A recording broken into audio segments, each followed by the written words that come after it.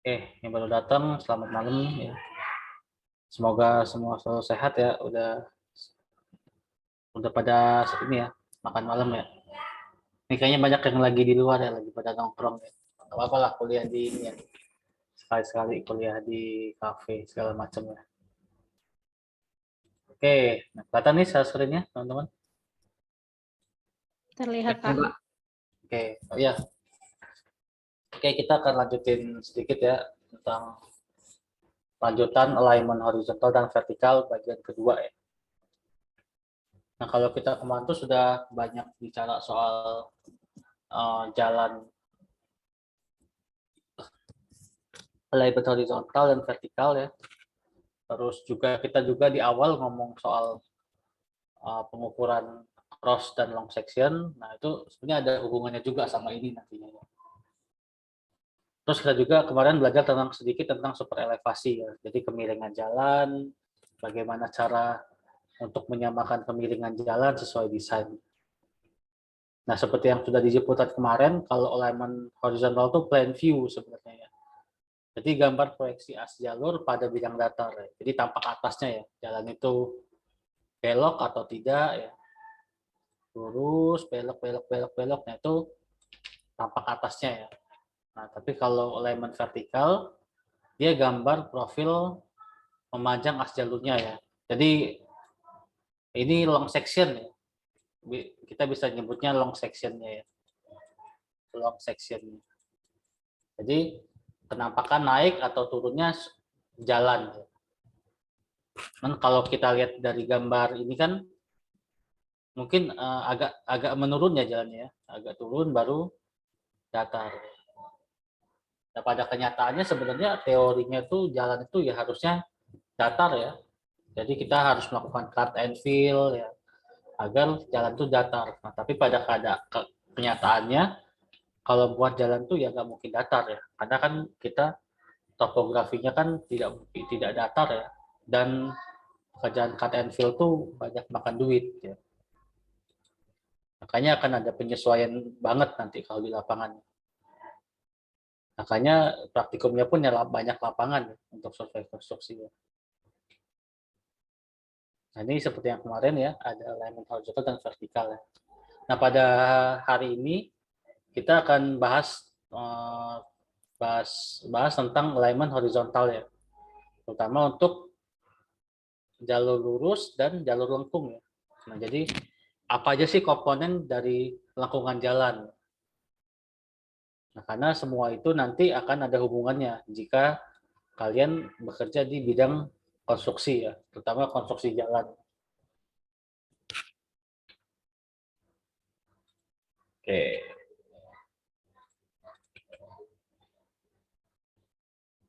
Nah, alignment horizontal ya, tujuan geometri dari arah lengkungan adalah untuk keamanan, kenyamanan, dan estetik ya, dan estetika.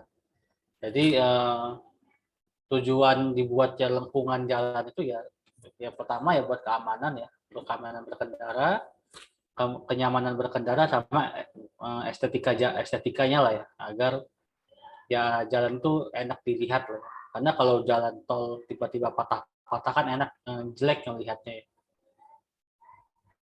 Lalu lengkung horizontal itu menghubungkan dua garis lurus yang berpotongan. Jadi dalam semua lengkungan itu pasti menghubungkan dua garis lurus ya. Ada garis lurus dulu pasti di sini dan di sini. Nah, menghubungkan dua garis ini. Nah, semua garis ini ada arahnya ya. Mempunyai sudut tangan. Nanti akan saya jelaskan. Nah, dasar-dasar pembuatannya adalah lengkungan lingkaran dan superelevasi. Nah, jadi lengkung lingkaran itu eh, memperhitungkan dua ini ya, lengkung lingkarannya bagaimana, spiral kah, bolak-balik kah, atau lengkungan sederhana, atau spiral ya, atau begini, nah, kan macam-macam ya. Sama memperhitungkan kemiringan jalannya. Ini kalau tanya tinggal resen ya, biar terlihat ya. Nah, oh Andre boleh Andre, silakan Andre. Izin nanya Pak, Hmm. terkait lekukan jalan Pak. Itu kan bisa kita lihat kalau misalnya kayak jalan-jalan pegunungan gitu Pak. Nah itu setiap pengkolannya itu kenapa pas yang dekat sudut lerengnya itu terlalu curam Pak. Sedangkan pas yang di atasnya itu meninggi gitu Pak. Kenapa kain fillnya itu nggak ngerata gitu Pak? Oke, ya. Nah makanya sebenarnya kan konsep konsep pembuatan jalan itu kan pertama itu kan sebenarnya kan arah ya. Jadi kita tuh mau menghubungkan apa dengan apa. Ya. Jadi contoh deh di mungkin ada yang udah pernah ke arah Kota Agung ya, ke arah Kota Agung ke Krui lah, ke Krui. Kan jalannya lumayan tuh ya, menanjak dan mengelilingi lingkaran ya, mengelilingi gunung ya. Nah sebenarnya jalannya itu kita bisa memakai jalan lain. Nah tapi sebenarnya jalan yang paling rute yang paling cepat dan jalan yang paling mungkin adalah yang mengelilingi gunung itu. Gitu. Makanya sebenarnya tidak safety. Kalau dari sisi di daerah-daerah khusus ya, terutama di daerah-daerah yang di daerah Sumatera ya, yang pegunungan ya, Padang, Krui, Bengkulu ya, yang orang-orang Sumatera nih. Nah, terutama kan itu jalan-jalannya kan kita banyak mengelilingi gunung ya. Nah, sebenarnya tidak safety sebenarnya, tidak nyaman dan tidak estetik juga ya pasti ya. Tapi faktor utama tuh ya kita harus ini dulu, kita harus menghubungkan satu lokasi ke lokasi lain kan, kalau jalan itu ya. Nah, tapi kita membuat jalan itu menjadi nyaman, aman, nyaman dan estetik ya. Nah makanya sebenarnya kan jalan itu kan tidak boleh, makanya jalan itu kok ada aturannya soal desain kecepatan. Nah kayak gunung nih, misalkan di gunung ya, makan biasanya gini ya jalannya ya, dari bawah biasanya muter dulu kan, muter ke sini agak naik gitu ya, baru ke sini gitu ya. Nah jalan ini pun dibuat sebenarnya sudah dibuat agar agar aman dan nyaman. Sebenarnya kan kalau konsepnya kan kita bisa aja ya, tinggal potong aja gunungnya gitu. Potong aja Pak gunungnya Pak, terus tinggal lurus gitu. Tapi kan biaya untuk memotong gunung ini kan sangat besar. Seperti yang di pertemuan sebelumnya lah ada yang pernah nanya juga seperti itu ya. Daripada kita motong gunung, mending kita membuat jalan mengelilingi si gunung itu gitu loh.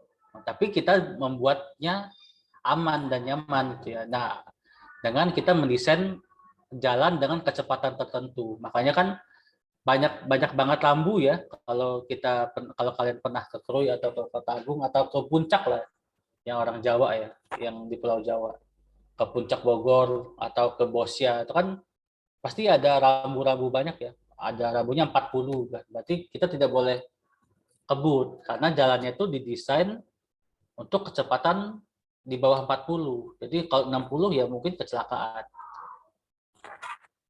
Gitu Andre. Masih apa Pak? Kayak belum paham banget Pak. Boleh nggak Pak saya screen bentuk jalan yang ingin? Boleh boleh. Boleh banget. Nah, silakan dikasih contoh. Belum bisa Pak saya screen Pak. Oh, tunggu. Share screen. Oke, dah. Coba. Kira-kira jalannya itu seperti ini Pak. Kenapa Iya. lerengan ini nggak sama rata gitu Pak? Nah, Iya, iya, sedangkan iya. sini terlalu curam gitu Pak. Ya, ini daerah itu ya, daerah Padang ya. Iya Pak di Padang Pak. Ya, sebenarnya ini kalau kita teliti ini tidak safety ya. Artinya eh, ini kan jalan untuk ini ya, untuk jalan lintas ya. Dan lintas kan ini kan Iya Pak lintas Sumatera. jarang ada titik-titik. Iya di TikTok banyak nih orang-orang bus ngesot ya. Iya Nah Pak. sebenarnya ini kan tidak safety ya, karena sebenarnya jalan ini tuh didesainnya dari zaman dulu sebenarnya. Nah, saya juga kurang paham soal kenapa jalan ini tidak diperbaiki sesuai standar ya. Karena sebenarnya standar pembangunan jalan pun selalu update ya, selalu update. Untuk beberapa tahun ke belakang itu sudah diupdate juga. Jadi tidak sepenuhnya ya, ini kan jalan lama ya. Nah, harusnya tuh kalau kita, ini pun bisa jadi bahan penelitian sebenarnya ya, apakah ini sudah safety atau belum. Dan ternyata memang tidak safety, terutama untuk bus-bus ya, bus-bus dan cuaca. Nah, makanya kan ada faktor cuaca juga ya yang mempengaruhi kenyamanan jalan. Dan ini kalau saya dengar beritanya, kalau hujan pasti kepleset orangnya. Mau itu motor, mobil, apalagi bus ya.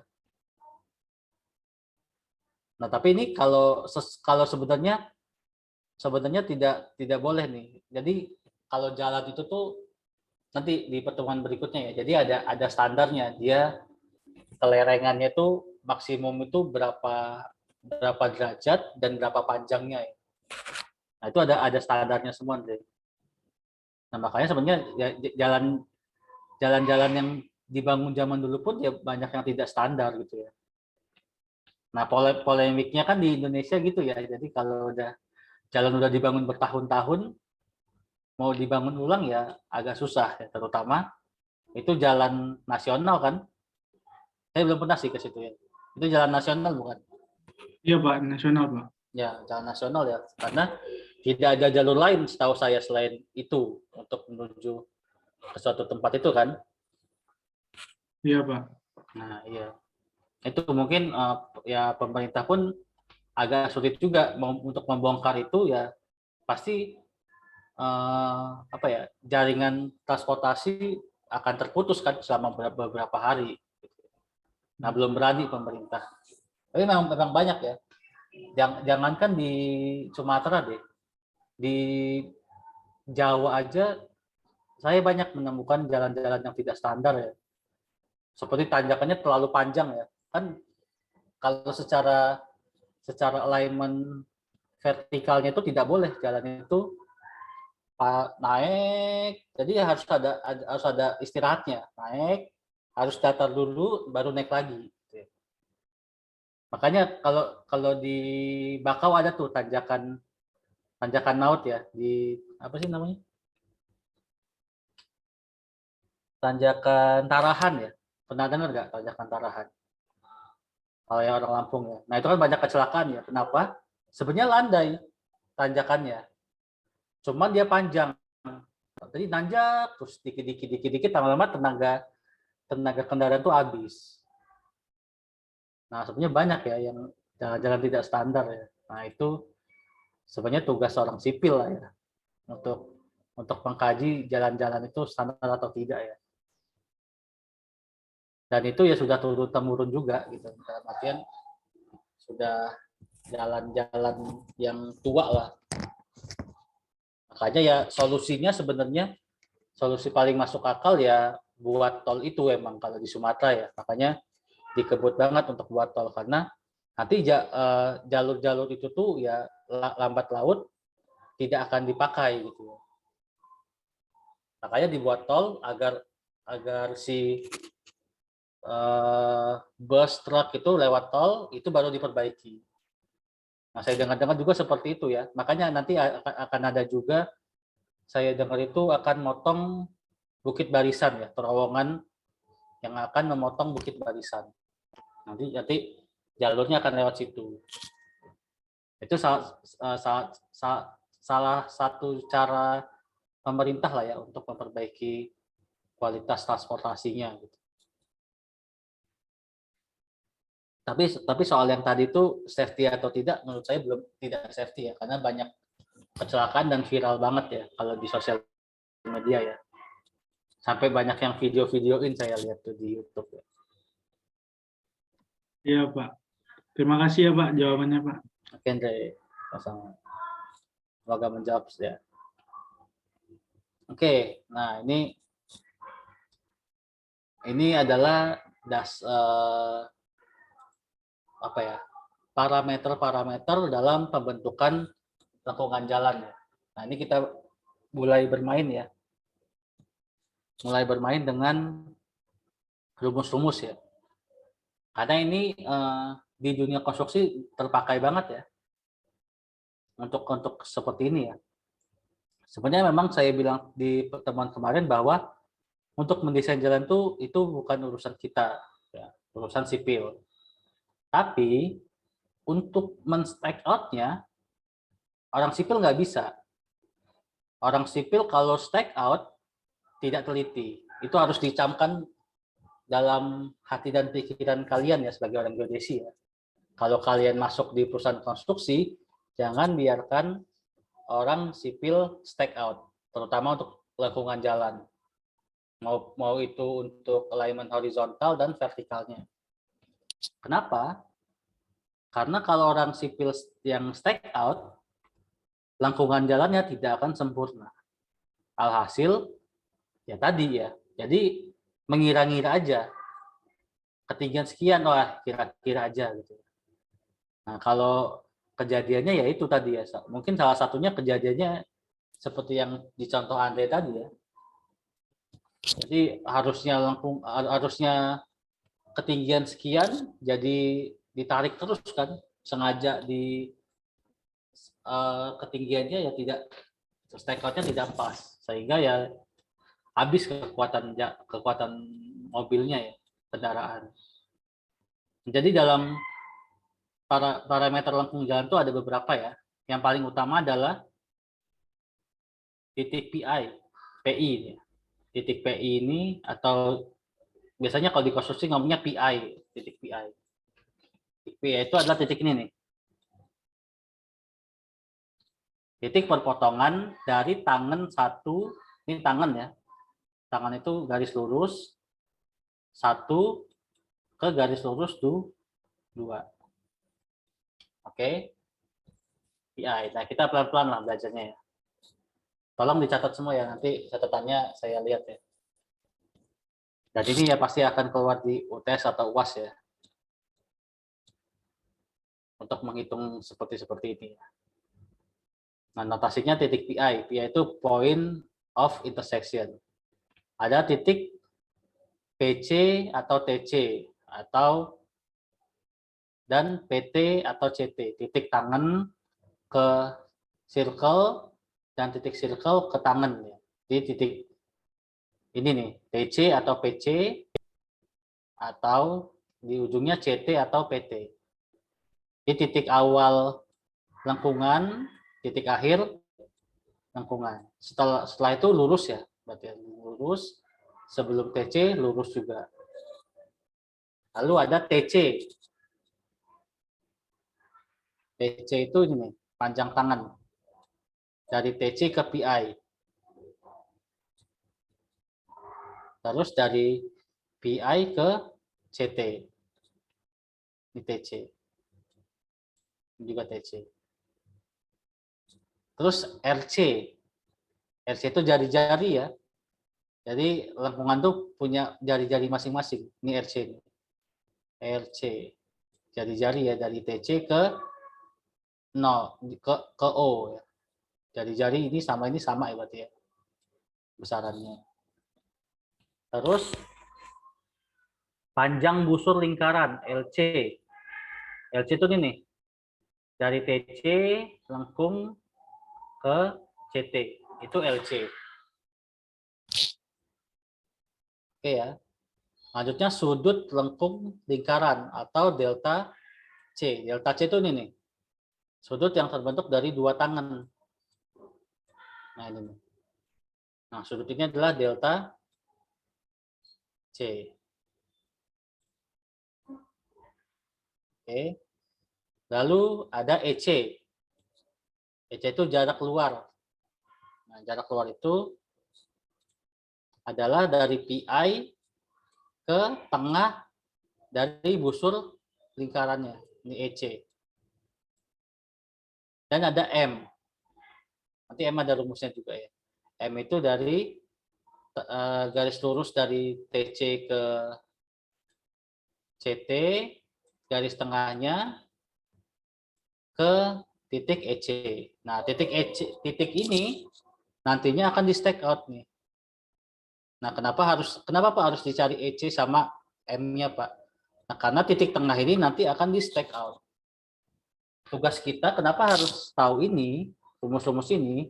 Karena nanti tugas kita akan men-stack out ini. Titik-titik yang ini. Nih. Titik ini kita harus melakukan stack out. Kenapa harus di stack out ya? Biar tahu nanti mengkolnya ke arah mana ya. Nah, tujuan kita nanti kerjaan geodesi kita ya ini stack out yang ini, lengkungan ini. Dan yang terakhir arah tangan alfa 1 sama alfa 2. Oke, dicatat belum ini? Rumus-rumusnya nanti aja, Yang penting ini dulu dicatat. Nanti saya akan jelasin pelan-pelan. Ada pertanyaan dulu soal ini sebelum kita lanjut?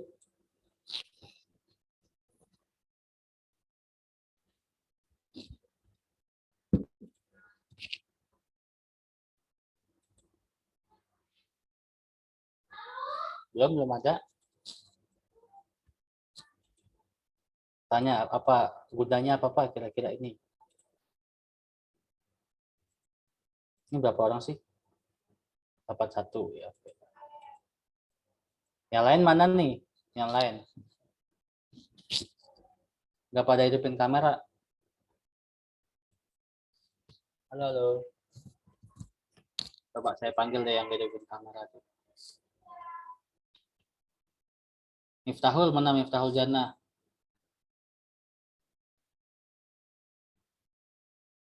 Nanti UTS-nya nyontek nih pasti kalau nggak tahu ini ya. Miftahul mana Miftahul? Oh, nggak ada Miftahul. Salman. Hadir, Pak. Oh, hadir. Apa man? LC apa LC? Yang mana LC? Coba di garis. Di drawing. Bisa ngasih tanda nggak sih? Kayaknya bisa deh.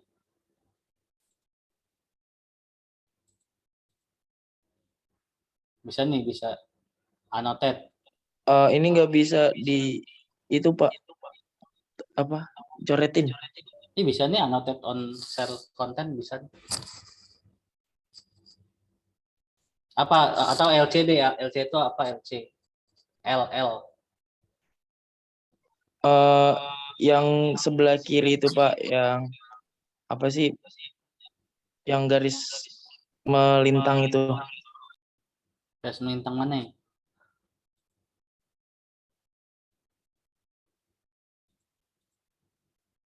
Yang membentuk dari apa CT sama TC. Nah, kan M itu kan di tengah. Nah, yang sebelah kiri itu, Pak, jadi LC. Tapi LC itu yang ini ya, yang ini doang ya LC ya. Zaman. Jadi LC itu panjang busur lingkarannya itu. Jadi yang melingkar itu gitu, Pak. Yang mana melingkar? Salmon. Yang ini ya, yang ini ya, TC ke M ini ya. Benar nggak? Salah ya, Pak? Itu. Tanya catur. Ngatur. Sama catur tuh, lagi sama catur.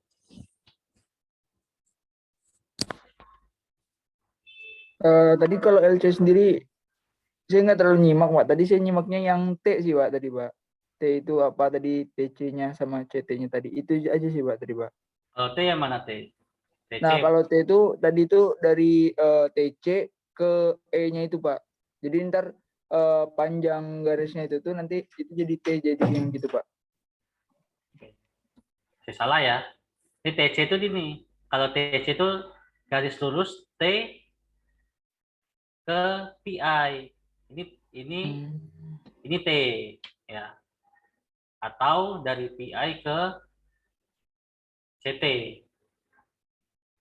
Nah, kalau Kalau L panjang busur lingkaran ini dari TC ke CT, tapi yang lengkungnya, panjang lengkungnya, bukan yang lurusnya ya, beda ya. Yang lengkungnya ya. Jadi harus tahu tuh beda-bedanya ya. Biar nggak cuma ngitung doang ya. Karena nanti kalau kerjaan konstruksi itu kalian harus pasti disuruh kalau dari tidak ada jalan sama sekali, kalian pasti disuruh pertama kali itu disuruh patok titik PI. Pasti ya. Kalau jalan lengkung, Mas, ini Mas patok titik PT, PI sama PT. Pasti disuruh gitu. Pengalaman saya di tol ya.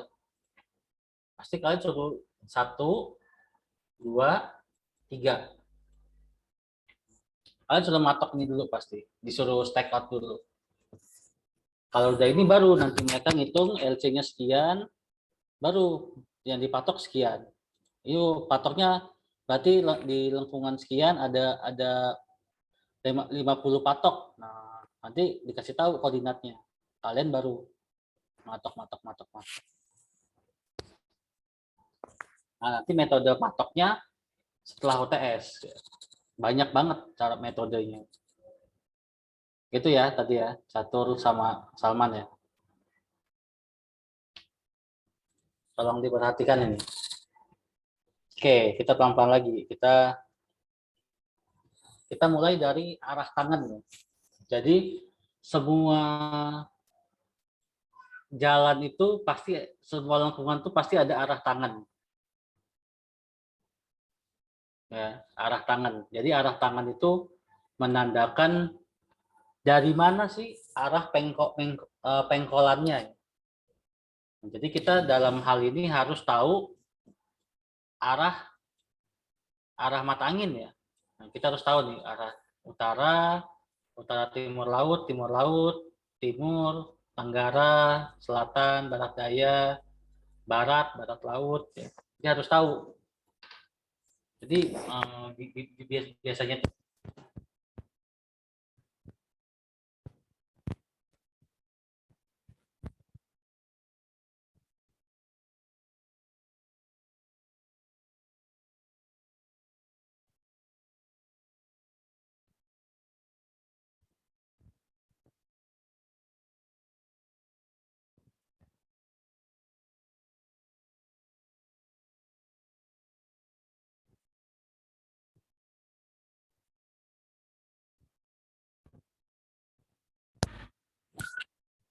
tangannya.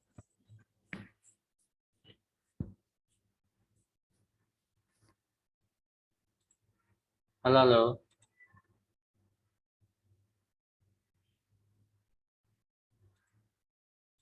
Tadi terpotong Pak di penjelasan arah tangan. Nah, pokoknya di soal ataupun nanti di kehidupan nyata itu suatu pengkolan atau belokan atau lengkungan itu akan ada dua arah tangan. Jadi garis lurusnya tuh ke arah mana? Nah, jadi nanti kita yang akan menentukan lengkungannya akan ke arah mana, gitu ya. Nah, sekarang pertanyaannya ini nih, arah tangan satu, nih ya, dia ke arah mana arah tangan satu?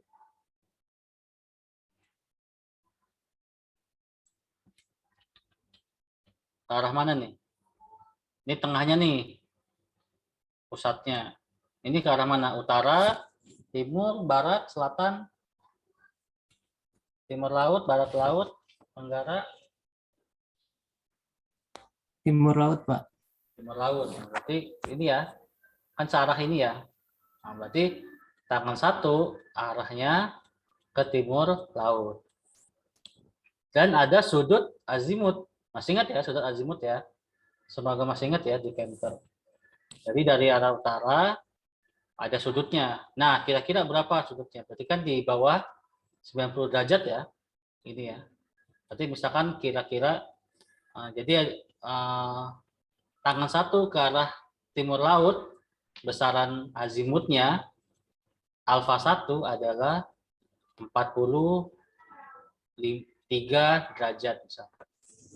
Berarti gini arahnya. Set set. Terus tangan 2. Tangan 2 ke arah mana berarti?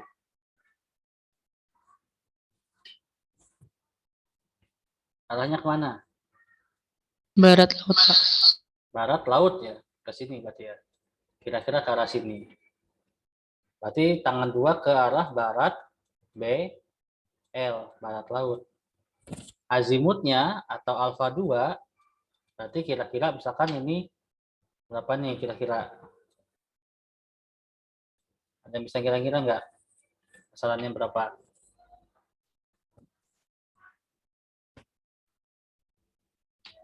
Ayo, kira-kira aja yang paling masuk akal.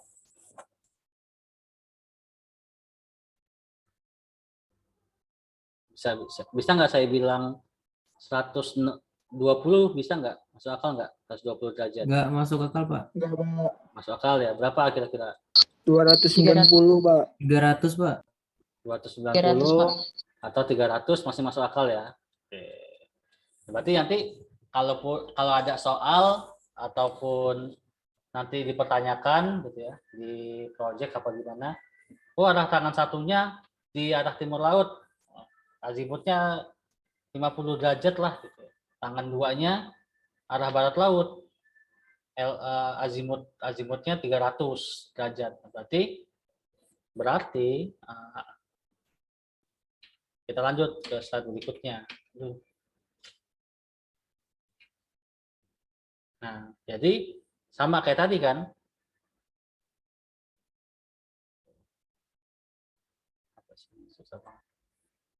Yang tadi ya azimut 1 43, azimut 2 300 tadi ya. 300 derajat. Berarti arah tangan 1 ke timur laut, ini garis lurus ini, set. Dan ini arah tangan 2-nya 300 derajat. Nah, berarti kira-kira pengkolannya adalah seperti ini. Nah, kira-kira ya. Ini gambaran kira-kira aja. Izin bertanya, Pak. Ya, apa nih? Berarti titik yang di tengah-tengah itu CT sama TC ya, Pak? Yang mana? Yang ini. Iya, Pak.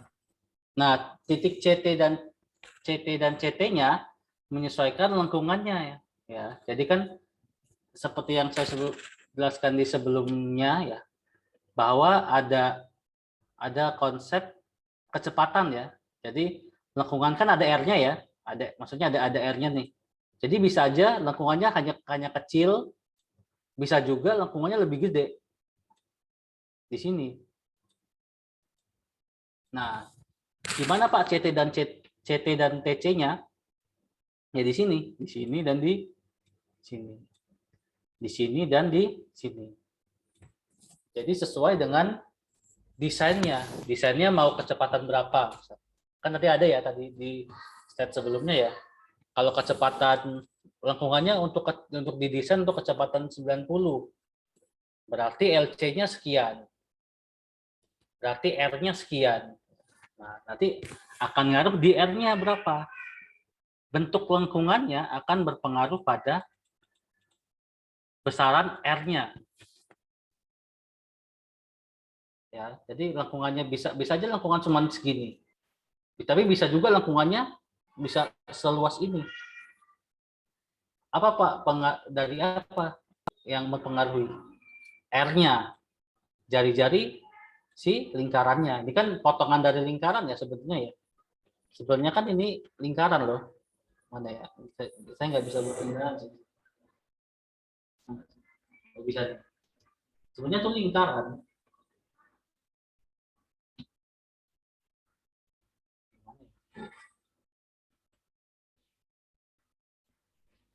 Loh, susah kalau di sini. Nah, sebenarnya itu lingkaran di sini.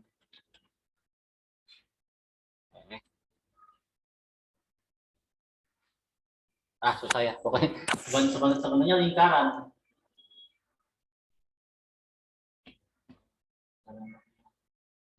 Itu lingkaran sebenarnya, pengkolan. Tengahnya di sini kan. Nah, ini jari-jari. Nah, berarti kan semakin besar R-nya, maka panjang L-nya, panjang busurnya semakin besar. Nah, tapi sebelum kita jauh ke situ, kita untuk mendapatkan L, T, E, M, dan lain sebagainya, kita harus mencari delta C. Nah, delta C ini sebenarnya konsep pemetaan tematik ya, pemetaan dasar ya, sudut antara tangan 1 dan tangan 2, delta C ya.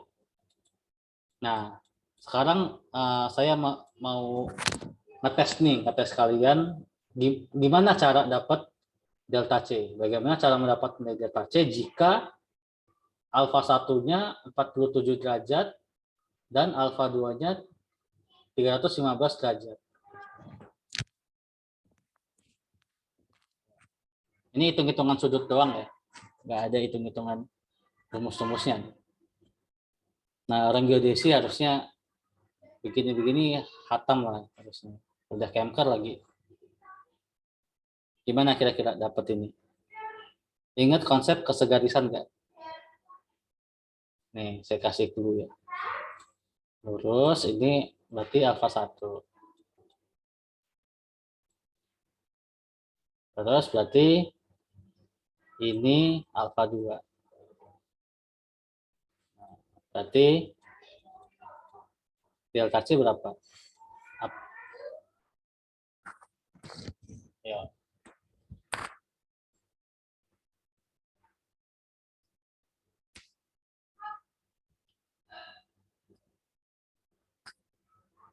Ada yang bisa ini?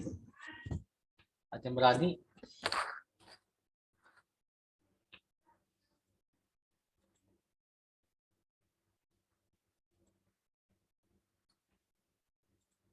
Salah nggak apa-apa.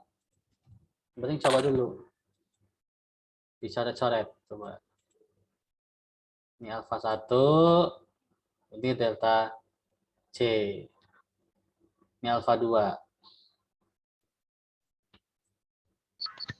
Kalau alfa 2 dikurang alfa 1, Pak. Coba Jessica ya. Alfa 2 dikurang alfa 1. Yuk, yang lain gimana kira-kira? Alfa 2 kurang alfa 1 kurang 180, Pak. Oke, ada alfa 2 kurang alfa 1 dikurang 180 gitu ya? Iya, Pak. Oke. Ayo, ada lagi pendapat lain? Boleh, boleh.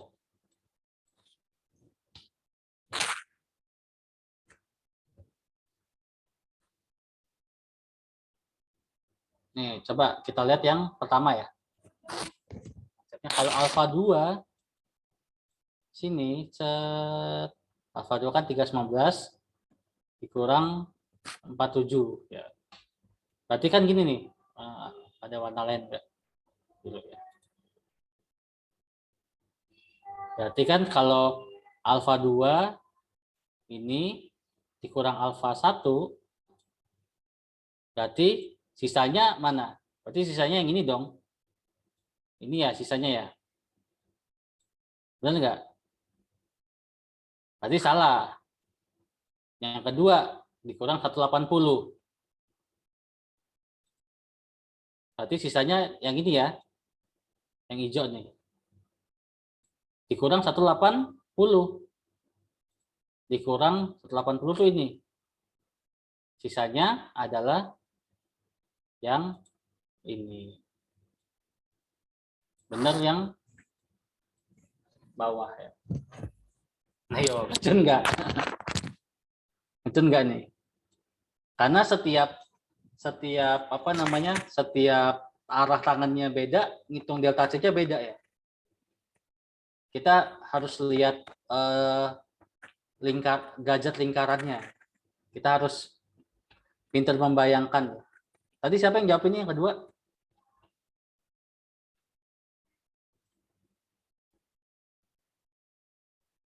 Halo. Tadi siapa sih yang jawab kedua? Kurang 80. Saya cuma sit in, Pak. Siapa ini?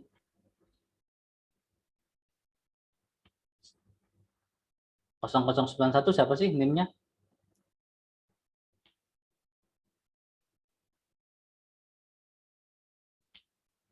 Ya, siapa? 91.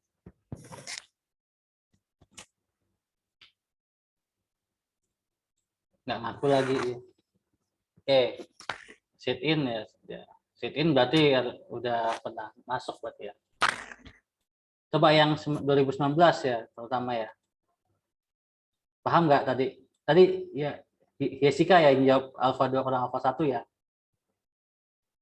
Paham nggak ya? Apa tadi kurang? Iya paham Pak. Tadi lupa kalau itu kesegarisan, jadi harusnya dikurangi 180. Ya. Oke. Yang lain udah ada yang mau tanya dulu sebelum itu ya? Ini kita nggak bisa lanjut dulu kalau ini aja belum ngerti ya. Ini ya, jadi kan gini nih. Ini alfa 1 ya. Ini alfa 1. Terus ini alfa 1. Ini alfa 2. Boleh nggak saya bilang kayak gini? Kan sudutnya kan di sini ya. Boleh nggak saya gambarinnya di PI? Ya. Boleh, Pak. Boleh ya. Karena konsepnya kan kesegarisan ya.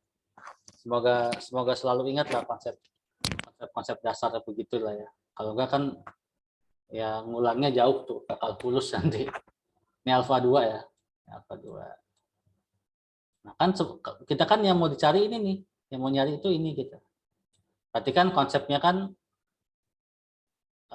alfa 2 set ya. Terus ini kita kurangin, kita hapus. Alfa 2 dikurang ini kita hapus nih. Kita hapus. Berarti kan ini alfa 1 ya. Yang kita hapus apa nih? Alfa 1 ya yang kita hapus ya. Alfa 1. Berarti sisa ya gini dong. Terus untuk dapat ini apa? Gimana Pak? Nah, ini kan ada 180 nih. Begini. Nah, berarti ini dikurang lagi 180. Nah, berarti ini kita hapus lagi. Kita hapus. Atau ini ada hapus ya. Alah, hilang semua. Kita coret yang ini 180. Nah, berarti sisanya ini dong, delta C. Berarti ini sama dengan delta C. Itu ya, rumusnya ya. Berarti berapa Pak delta C Pak? Berarti 315 dikurang 47 kurang 180. Berapa coba nilainya? Saya nggak pandai untuk penghitungan.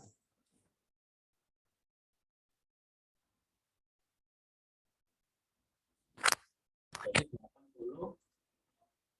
88 derajat. Berarti delta C-nya 88 derajat. Set. Oke, dapat. Pak, apakah rumus delta C itu selalu begini, Pak? Enggak. Jadi nanti akan ada beda lagi ya. Nanti misalkan arah tangannya, tangan satunya gini, terus tangan duanya begini misalkan. Berarti kan belokannya kan beda arah ya, bukan arahnya enggak gini lagi. Bukan gini. PI-nya di sini PI-nya. Delta C-nya yang mana, Pak? Delta C-nya yang ini. Bukan yang ini ya, delta C-nya ya. Delta C itu selalu yang kanan. Delta C-nya di sini, Pak. Di sini. Lengkungannya di mana, Pak? Lengkungannya di sini, belokannya. Terus kalau gini gimana, Pak? Kalau gimana ya? Gini dan gini misalkan. Gini dan gini. Ini sama nih ya, sama ya. Misalkan sebaliknya gitu ya. Gini sama gini, misalkan. Sama. Kan gini dan gini misalkan. Gini dan gini misalkan. Maksudnya bengkolannya ke sini. Delta C-nya mana, Pak? Delta C-nya di sini, di atas. Karena PI-nya di sini ya. Jadi selalu di kanan PI. Selalu di kanan PI. Delta C-nya gini. Nah, kalau udah gini, rumusnya beda lagi delta C-nya. Karena tangannya alfanya gini. Paham nggak maksudnya? Kalau yang ini, kasusnya gini. Rumus delta C-nya beda lagi kalau kayak gini. Ini kalian buat sendiri dulu. Ini alfa 2, ini alfa 1. Nah, beda lagi nih rumusnya. Nggak ada yang melewati ini. Nah, untuk delta C-nya nanti beda lagi caranya.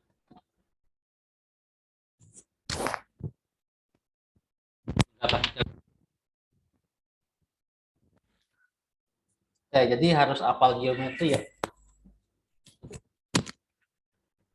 Oke, sampai delta C ada pertanyaan dulu nggak?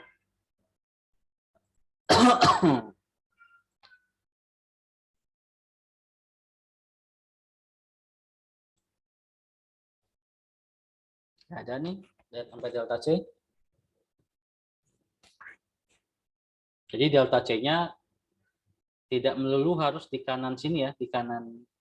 Jadi bisa aja di bawah, delta C-nya bisa jadi di atas, bisa jadi di kiri ya. Sesuai dengan arah lengkungannya kemana. Oke, kita lanjut. Kalau nggak ada yang nanya.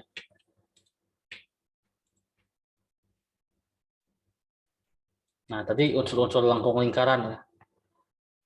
Ada TC, delta C.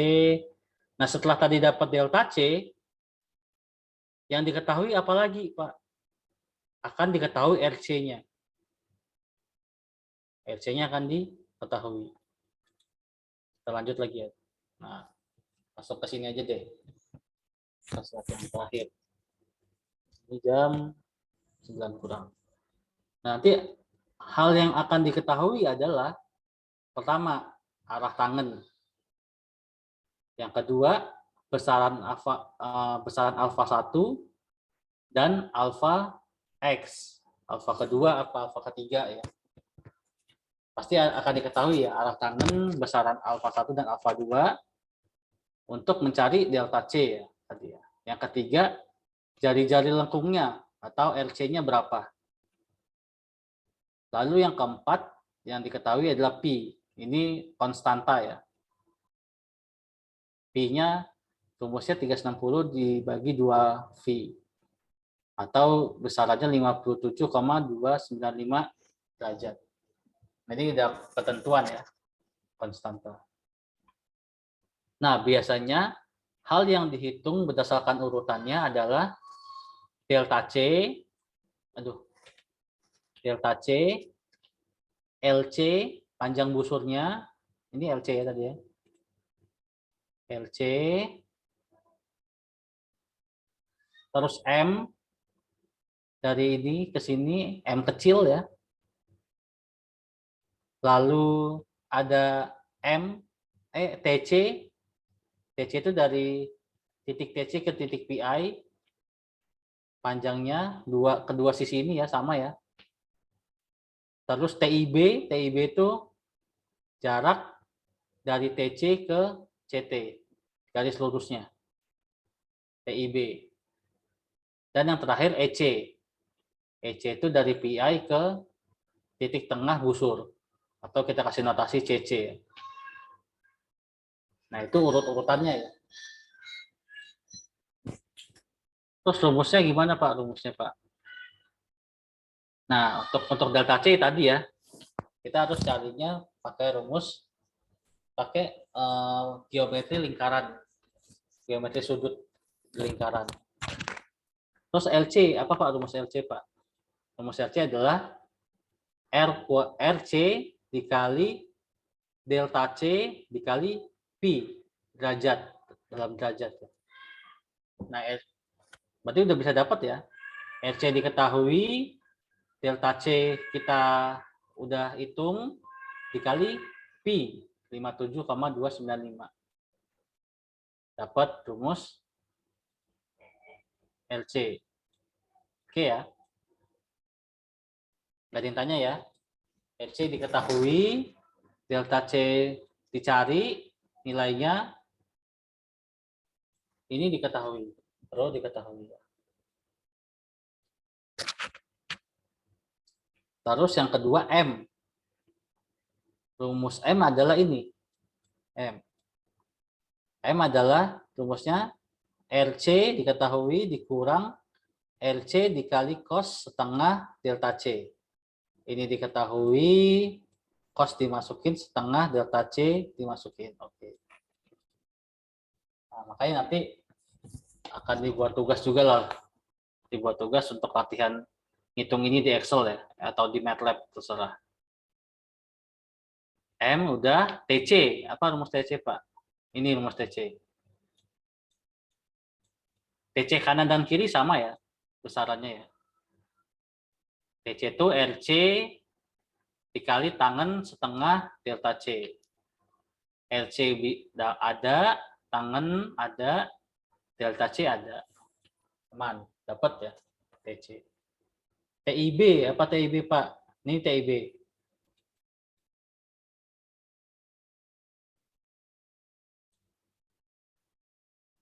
TIB 2RC dikali sin setengah delta C.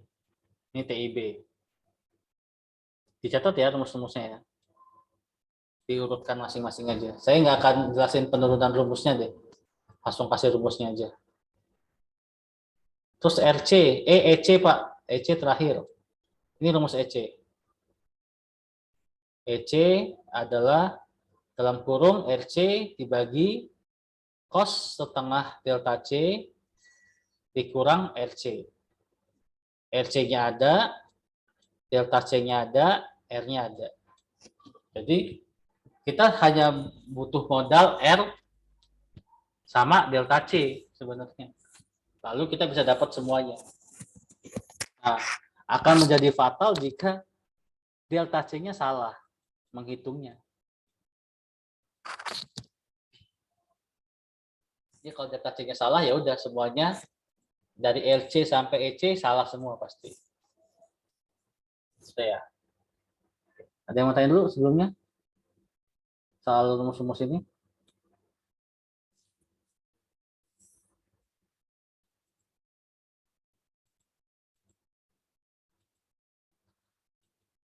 Masih mudah lah ini ya, tidak hanya masukin rumus saja.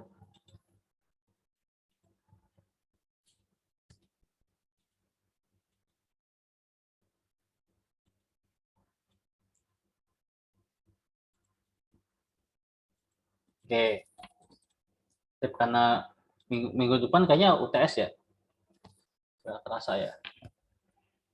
Oke, udah catat semua belum ini, teman-teman? Ada yang tanya dulu? Saya ini apa ya? Oke. Karena sudah malam,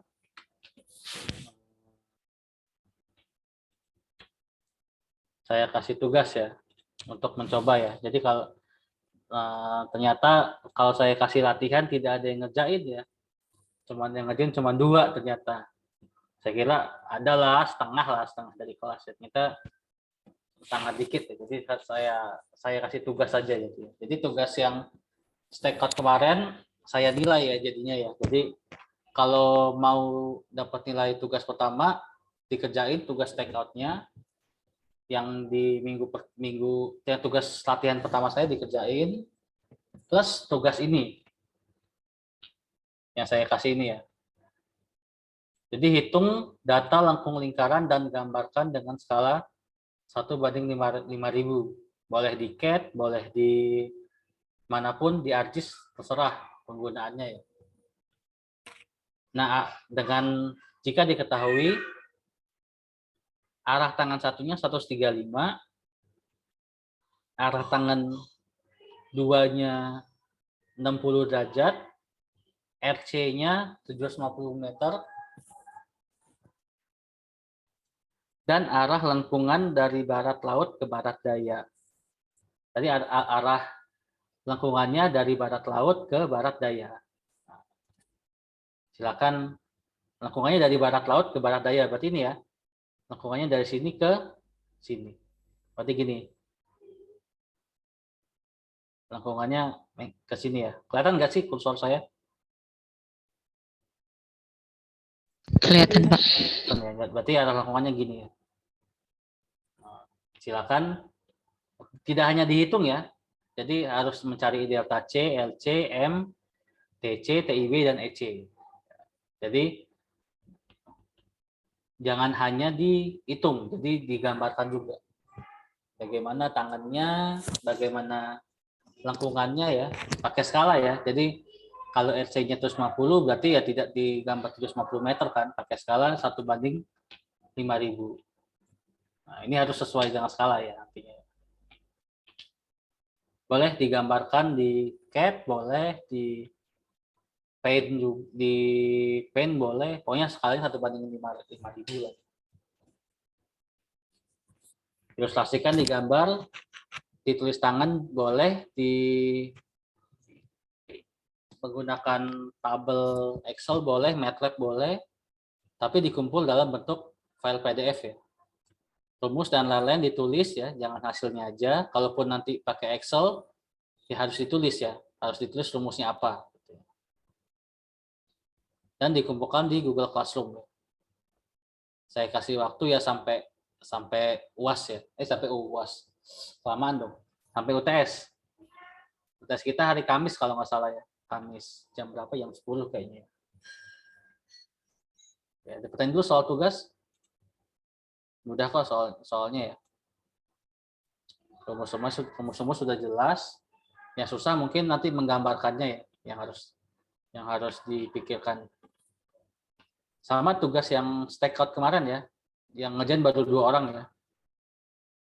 Dan hasilnya bagus. Jadi kalau hasilnya sama persis sama yang 2 orang ini ya berarti sudah fix nyontek ya.